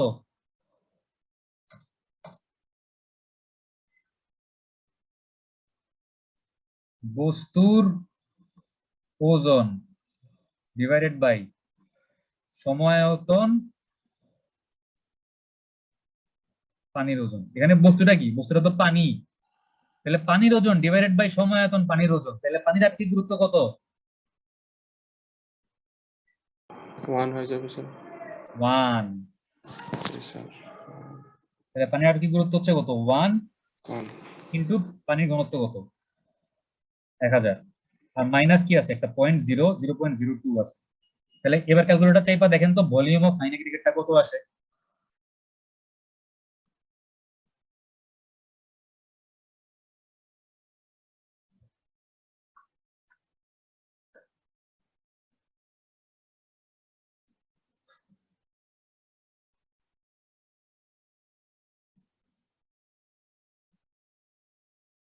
কেউ কি ট্রাই করতেছেন বের করতে?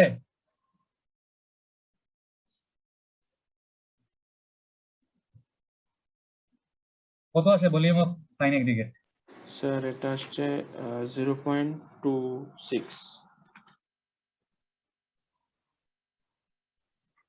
তাহলে আমাদের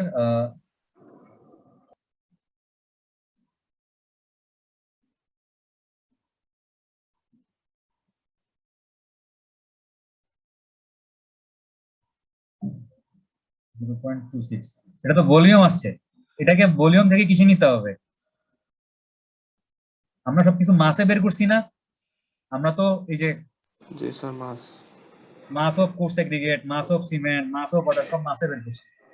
তাহলে মাস অফ ফাইন এগ্রিগেট কত আসবে?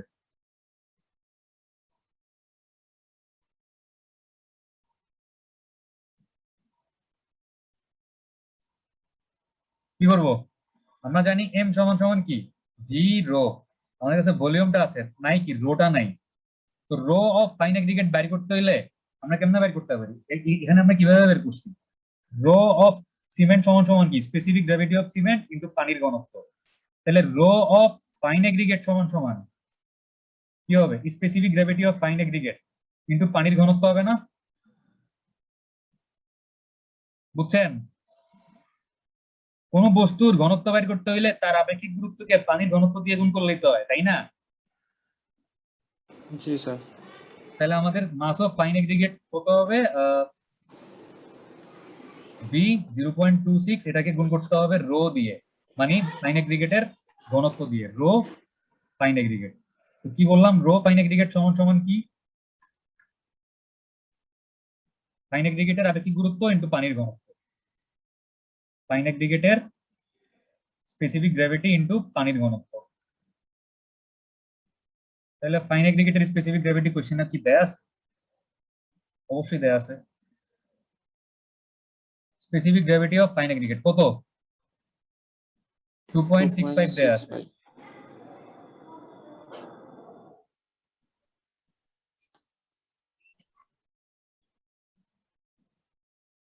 আর পানির ঘনত্ব কত?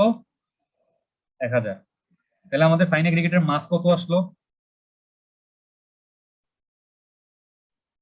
বলেন, তাড়াতাড়ি বলেন।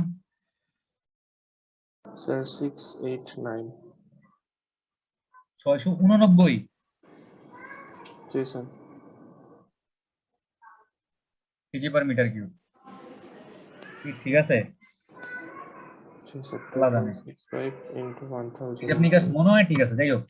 তাহলে আমাকে বলেন তো আমাদের প্রত্যেকটা জিনিস কোনটা কত আসছে? আমাদের সিমেন্টের মাস কত আসছে?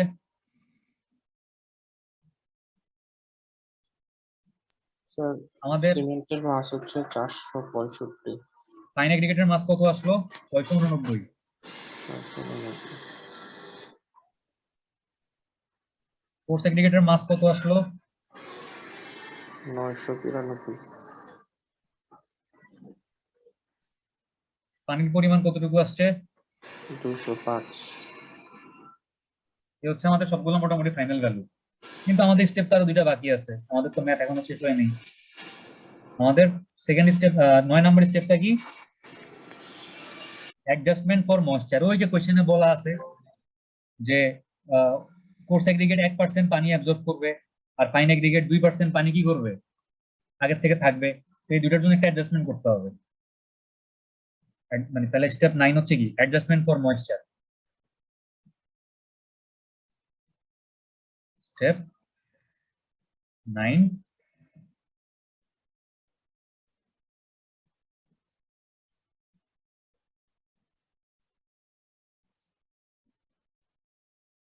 Adjustment for moisture. তাহলে water absorption by coarse aggregate. Coarse aggregate কত মানে কত পার্সেন্ট পানি অ্যাবজর্ব করে বলছে? 1%।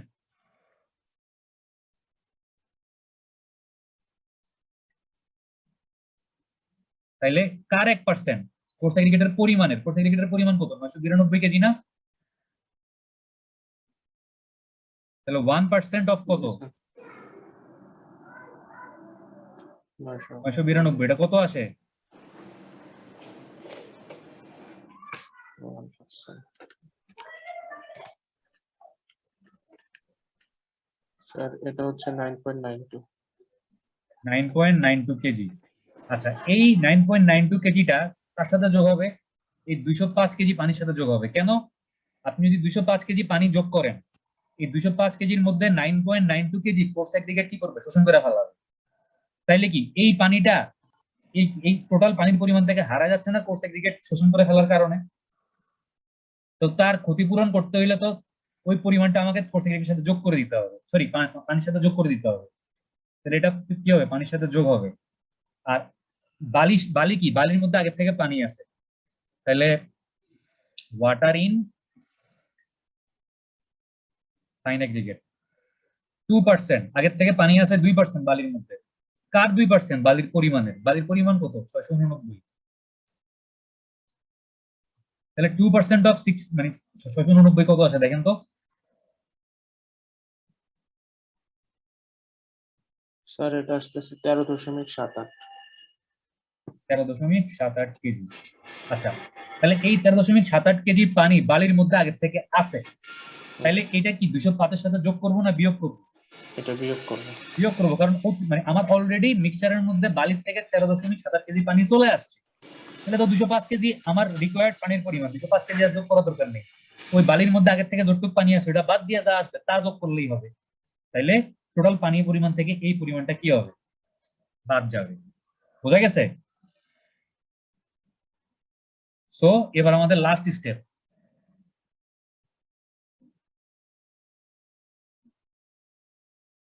Trial batch adjustment. ঠিক আছে, মানে আমরা আমাদের এই ময়েশ্চারের জন্য যা যা অ্যাডজাস্ট করতে হবে এগুলো অ্যাডজাস্ট করব। Step 10,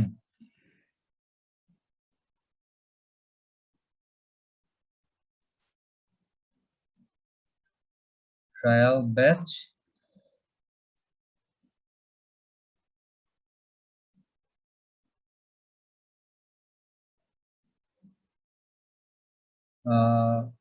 corrected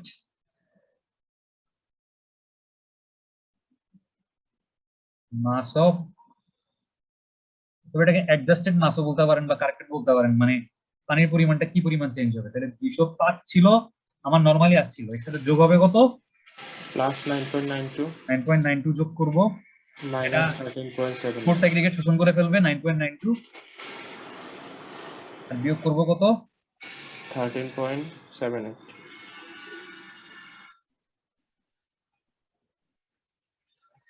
is equal to 13.78, যেটা আগের থেকে আমার ফাইন এগ্রিগেটের মধ্যে আছে। তাহলে এর পানির result পরিমাণ কত হচ্ছে আসলো? 201.14 200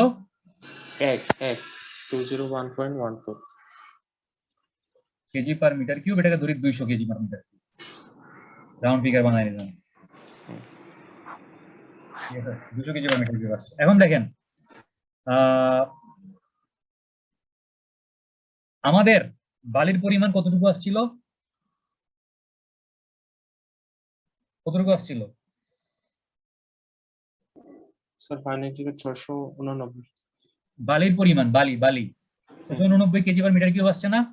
জি স্যার আমাকে বলেন তো 689 কেজি বালি মানে কি আসলে 689 কেজি বালি? না স্যার প্রতি কেন? মিটার কিউবে মানে 1 মিটার কিউবে আরে এই 1 পরিমাণ মিটার কিউবের মধ্যে আমার লাগবে, 1 মিটার কিউবের জন্য লাগবে কতটুকু বালি? 689 এখন আমি যদি 1 মিটার কিউবে একটা 1 মিটার কিউবের জন্য হিসাব করে 689 কেজি বালি যোগ করে মানে দেই, তাহলে কি আসলে 689 কেজি ওখানে একদম পিওর 689 কেজি বালি আছে? না তার মধ্যে এই 13.78 কেজি পানি আছে না? জি স্যার আছে এই যে 2% অফ 689, আমরা কি বলছি বালির মধ্যে 2% পানি আছে, তার মানে হুম। আমি যদি ওজন করি বালি 689 কেজি ওজন করে মিলাই, তার মধ্যে আসলে এখানে 689 কেজি বালি নাই, 689 কেজির মধ্যে ভেজাল আছে। ভেজালটা কি? 13.78 কেজি পানি। 7-8 কেজি পানি তাহলে 689 কেজি বালি বানাইতে হইলে আমাকে 689 কেজি সাথে আরো 13.78 কেজি বালি অতিরিক্ত যোগ করতে হবে না? জি স্যার জিনিসটা কি বুঝতে পারছেন? বুঝছি স্যার যতটুকু এক্সট্রা মানে পানি আছে ওই টাইম সরাই দিতেছি ওই পরিমাণ তো বালি যোগ করলে আমি এক্স্যাক্টলি 689 কেজি বালি পাবো। জি স্যার এটাই মাস অফ 10 689 প্লাস কত 13.78 কত আসলো?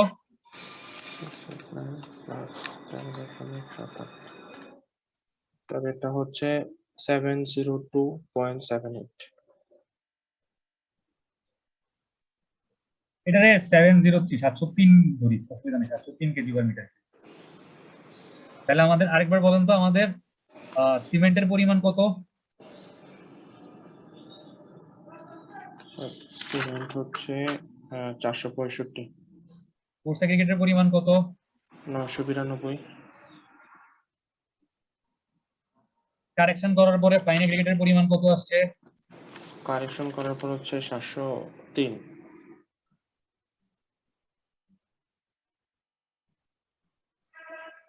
কারেকশন করার পরে পানির পরিমাণ কতটুকু আসছে? পানির পরিমাণ 200 তাইলে আমি কি লিখতে পারি? সিমেন্টের অনুপাত ইস্টু মানে সিমেন্ট ইস্টু কোর্স এগ্রিগেট, আগে ফাইন এগ্রিগেটটা লিখি। কোর্স ধর cement fine aggregate coarse aggregate water. তাহলে সিমেন্টের পরিমাণ কত?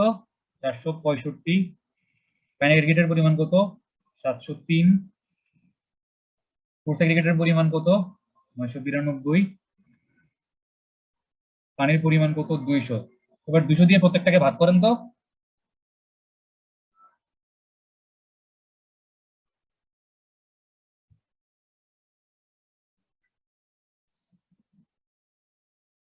কত আসে 200 দিয়ে ভাগ করলে?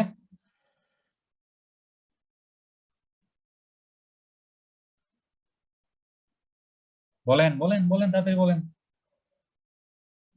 স্যার কি হবে? এখানে সিমেন্টের পরিমাণ আসতেছে 200 দিয়ে ভাগ করলে 2.325 703 কে ভাগ করেন 200 দিয়ে। স্যার 3.515 3.515 992 কে ভাগ করেন 200 দিয়ে, 993 মানে 200টা কি 4টা মানের মধ্যে সবচেয়ে ছোট মান না আমার 200টা? জি ছোট স্যার, ভ্যালু তো 200। 4.96 আর এটা কত 1 না? এটা 1। জি স্যার। আচ্ছা এখন আমার পক্ষে কি একটা কনক্রিট মিক্সচারে মানে আমি যখন কনক্রিট মিলাবো 2.3 কেজি সিমেন্ট মিলানো পসিবল না। মিস্ত্রি বুঝবে না। তো 2.5 কেজি সিমেন্ট মিলাইলাম, একটু সিমেন্টের পরিমাণটা বাড়াই দিলাম। সিমেন্টের পরিমাণ বাড়ালে তো ক্ষতি নাই। আর 4.96 কেজি কোর্সে কি মিলানো পসিবল না। এটাকে 5 কেজি বানাই দিলাম আর এটাকে 1 বানাই দিলাম। তার মানে আমি যখন কনক্রিটটা মিশ্রণ করব, কনক্রিটটা মিশানোর সময় আমাদের ওই মিক্সচার মেশিনের মধ্যে 2.5 কেজি সিমেন্ট দিলে তার সঙ্গে 3.5 কেজি বালি দিতে হবে, তার সঙ্গে 5 কেজি কোর্স এগ্রিগেট দেওয়া লাগবে, আর তার সঙ্গে 1 কেজি পানি দেওয়া লাগবে। বোঝা গেছে? আমাদের ম্যাথ শেষ, এটাই হচ্ছে আনসার। জি স্যার। এবং এতটুকু পর্যন্ত কিন্তু করতে হবে, মানে ফাইনালি কিন্তু এই রেশিওটা বাইর করতে হবে। এই রেশিও বাইর না করলে কিন্তু নাম্বার নাই। 2.5:3.5:1, মানে 2.5 কেজি সিমেন্টের সাথে 3.5 কেজি বালি, 5 KG cement, 5 KG course aggregate বা পাথর এবং 1 কেজি পানি মিশাইতে হবে আমি যখন মিশ্রণটা তৈরি করব। তাইলে কি আমি ওই যে 30 মেগাপ্যাসকেলের কম্প্রেসিভ স্ট্রেংথের কনক্রিট বানাইতে পারবো। আসলে আমরা কি একটু বাড়াই ধরছি, আমরা কত 38 পয়েন্ট কতর জন্য ডিজাইন করছি? 38.33 স্যার। হ্যাঁ সেটাই হোক, এই হলো আমাদের, মানে আমরা সেফ সাইডে থাকার জন্য যেটা বল আছে তার থেকে একটু বাড়াই নিয়ে 38.3 এর জন্য ডিজাইন করছি।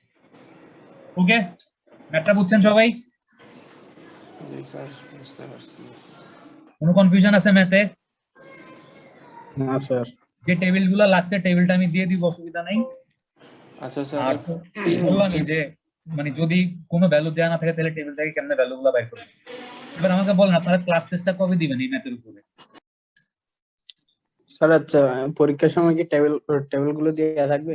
হ্যাঁ, পরীক্ষার সময় টেবিলগুলো আমি কোশ্চেনে দিয়ে দিব, আচ্ছা। কিন্তু ওই এফসিআর বাইর করার যে সূত্রগুলা, এই যে এই সূত্রগুলা, এগুলা নাও দেওয়া থাকতে পারে। এগুলো একটু মনে রাখা লাগবে। ঠিক আছে, এই এফসিআর এর সূত্রগুলা, কন্ডিশন গুলো একটু মনে রাখতে হইতে পারে। আবার কোশ্চেনে মানে দেওয়ার চান্সও আছে, বাট না দেওয়ার চান্সই বেশি। আচ্ছা এবার আমাকে বলেন পরীক্ষাটা কত তারিখ দিবেন? স্যার এই সেম মেথরাই তো আসবে না? ম্যাথটা অনেক ভাবে আসতে পারে, এই ম্যাথই আসবে, কিন্তু হুবহু তো আর দিব না। বিভিন্ন কন্ডিশন চেঞ্জ হয়ে আসতে পারে, বিভিন্ন ভ্যালু চেঞ্জ হয়ে আসতে পারে। এটা মার্ক কেমন থাকবে? ফাইনাল পরীক্ষাতে এটা থাকলে তো কত আসতে পারে, ম্যাক্সিমাম 12 বা 15 ম্যাক্সিমাম, এর বেশি না। আচ্ছা পরীক্ষাটা কবে দিবেন এটা বলেন? আজকে কত তারিখ? আজকে হচ্ছে 8 তারিখ।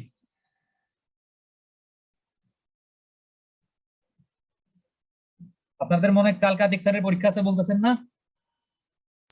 জি স্যার, কালকে আতিক স্যারের পরীক্ষা। তাহলে আমার পরীক্ষাটা কি 10 তারিখ দিতে পারবেন?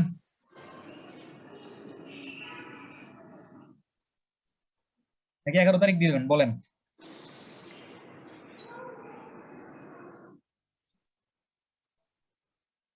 আমার পরীক্ষাটা 11 তারিখ দেন, সমস্যা আছে?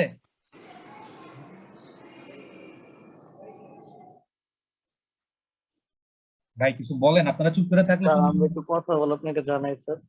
আচ্ছা ঠিক আছে, কথাগুলো জানান। আর আমি আজকে যে ম্যাথটা করাইলাম, এই ম্যাথটাই হচ্ছে আপনাদের অ্যাসাইনমেন্টও থাকবে, ঠিক আছে? তো যদি আপনারা পরীক্ষার জন্য প্রিপারেশন নেন, মানে আমার ক্লাস টেস্টের জন্য একটু পড়েন, তাহলে কিন্তু আপনাদের ফাইনাল পরীক্ষার জন্য একটা ম্যাথের প্রিপারেশন হয়ে গেল। একটা যদি হাতে একটু কষ্ট করে কাগজ কলম নিয়ে অঙ্কটা প্র্যাকটিস করেন, অ্যাসাইনমেন্টও হয়ে গেল, আপনার ক্লাস টেস্টের জন্য পড়া হয়ে গেল, এক ঢিলে 3 পাখি। স্যার অ্যাসাইনমেন্ট জমা কবে? ক্লাস টেস্টের যেদিন ক্লাস টেস্ট ওই দিনই জমা দিবেন। কারণ আমি তো বললামই যে যে অঙ্কটা করাইলাম এই অঙ্কটাই আপনাদের পরীক্ষার জন্য দিচ্ছি। আপনি যদি পরীক্ষার জন্য অঙ্কটা বাসায় প্র্যাকটিস করেন, এটাই তো আপনার অ্যাসাইনমেন্ট হয়ে গেল। আপনাকে আলাদা করে অ্যাসাইনমেন্ট করা লাগতেছে? আমি কিন্তু কাজ বাড়াচ্ছি না, কাজ কমানোর জন্যই বললাম। তো পরীক্ষাটা 11 তারিখ দিয়ে ফেললে ভালো হয়। 11 তারিখ দিতে পারেন সন্ধ্যা বা বিকালে, এই টাইমে দিতে পারেন, বিকাল 3টার দিকে দিতে পারেন, 11 তারিখ 3টার দিকে দিতে পারেন, ঠিক আছে? তো আপনারা ডিসকাস করে চিন্তা করেন যে কবে দিবেন, আমাকে জানান। স্যার স্যার জানাই দিন, ডেট এন্ড টাইম আমি জানাই দিব স্যার, সমস্যা নেই। আজকে জানাই দিন। হ্যাঁ ঠিক আছে, আজকে স্যার। ওকে, আচ্ছা ঠিক আছে, তাইলে কারা কারা ক্লাস করছেন একটু দেখি। আচ্ছা, আজকে সবাই প্রেজেন্ট যান, ঠিক আছে? জি স্যার, থ্যাংক আজকে ইউ, লাস্ট ক্লাস, সবাইকে প্রেজেন্ট দেওয়া দিব, অসুবিধা নেই। Thank you sir. Thank you. Okay ঠিক আছে, তাহলে ক্লাস শেষ, ভালো থাকেন সবাই, কথা হবে। ওকে, আসসালামু আলাইকুম স্যার।